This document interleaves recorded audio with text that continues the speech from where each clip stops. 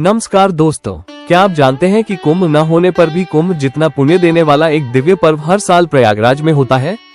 जी हाँ, हम बात कर रहे हैं माघ मेला 2026 की, जहां एक स्नान करोड़ों यज्ञों के बराबर और एक महीने का कल्पवास जन्म जन्मांतर के पापों का नाश कर देता है। आज के इस वीडियो में हम जानेंगे माघ मेला 2026 की सटीक स्नान तिथियां, कल्पवास क्या है और क्यों किया जाता है, कल्पवास के नियम, लाभ और शास्त्रीय प्रमाण, और माघ स्नान का वह रहस्य जिससे भगवान विष्णु स्वयं प्रसन्न होते हैं। वीडियो को अंत तक जरूर देखिए। माघ मेला 2026 कब और कहां? प्रयागराज की पावन धरती पर माघ मेला 2026 का शुभारंभ 3 जनवरी 2026 से हो रहा है, जो 15 फरवरी 2026 महाशिवरात्रि तक चलेगा। स्थान त्रिवेणी संगम प्रयागराज। अवधि लगभग 1 माह। अनुमानित श्रद्धालु 12 से 15 करोड़। मान्यता है कि माघ मेला भी कुंभ मेले के समान पुण्य फल प्रदान करता है, विशेषकर उन श्रद्धालुओं के लिए जो कल्पवास करते हैं। माघ मेला 2026 की मुख्य स्नान तिथियां। अब जानते हैं माघ मेले की सबसे पवित्र स्नान तिथियां, जिन पर संगम स्नान का विशेष महत्व है। पौष पूर्णिमा स्नान 3 जनवरी 2026। माघ मेले का पहला और अत्यंत शुभ स्नान। इसी दिन से कल्पवास की विधिवत शुरुआत मानी जाती है। इस स्नान से वर्ष भर के पापों का क्षय होता है।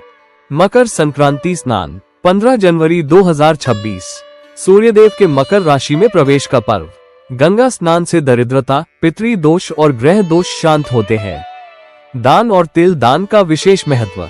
मौनी अमावस्या स्नान 18 जनवरी 2026। माघ मेले का सबसे गोपनीय और तपस्वी स्नान। मौन रहकर स्नान करने से आत्मिक शक्ति जागृत होती है। ऋषि मुनि इस दिन विशेष तपस्या करते हैं। माघ पूर्णिमा स्नान 23 जनवरी 2026। पद्म पुराण और ब्रह्मवैवर्त पुराण में वर्णित। इस दिन भगवान विष्णु स्वयं गंगाजल में निवास करते हैं। गंगाजल का स्पर्श भी स्वर्गदायी माना गया है। महाशिवरात्रि स्नान 15 फरवरी 2026। माघ मेले का अंतिम और महास्नान। भगवान शिव और गंगा दोनों की कृपा प्राप्त होती है। कल्पवास का पूर्ण समापन। कल्पवास क्या है? कल्पवास का अर्थ है संगम तट पर निवास कर 1 माह तक संयम, तप और साधना करना। ये केवल व्रत नहीं, बल्कि जीवन को शुद्ध करने की दिव्य प्रक्रिया है। कल्पवास की अवधि पौष माह के 11वें दिन से माघ माह के 12वें दिन तक, कुछ श्रद्धालु माघ पूर्णिमा तक करते हैं। कल्पवास की परंपरा क्यों बनी? प्राचीन काल में प्रयागराज घने जंगलों से घिरा हुआ था। यहाँ केवल ऋषि भारद्वाज का आश्रम था। मान्यता है कि भगवान ब्रह्मा ने यहीं यज्ञ किया था और तभी से यह भूमि तपोभूमि बन गई। ऋषि मुनि तो वर्ष भर कल्पवास करते थे, लेकिन गृहस्थों के लिए अल्पकालीन कल्पवास का विधान बनाया गया, ताकि वे भी धर्म, ज्ञान और मोक्ष मार्ग से जुड़ सके। कल्पवास में क्या क्या किया जाता है? कल्पवास के दौरान श्रद्धालु इन नियमों का पालन करते हैं। दिन में एक समय सात्विक भोजन, यम नियम का पालन, आवश्यकता अनुसार पंचकर्म, मौन, तप, हवन और दान, ब्रह्म मुहूर्त व संध्या स्नान, सत्संग और भजन, नदी तट पर पर्ण कुटी में निवास, शास्त्र अध्ययन व स्वाध्याय, संध्या वंदन, योगासन और ध्यान।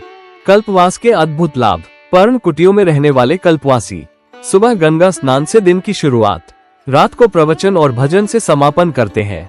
मत्स्य पुराण 106/40 के अनुसार जो व्यक्ति कल्पवास करता है वो अगले जन्म में राजा बनता है, और जो मोक्ष की कामना से करता है उसे निश्चित रूप से मोक्ष प्राप्त होता है। स्वास्थ्य के दृष्टिकोण से कल्पवास। चिकित्सकों के अनुसार नियंत्रित भोजन, दिन में 2 बार स्नान, फलाहार पाचन तंत्र को अनुशासित करता है, शरीर की गंदगी बाहर निकालता है, मानसिक शांति और नवजीवन प्रदान करता है।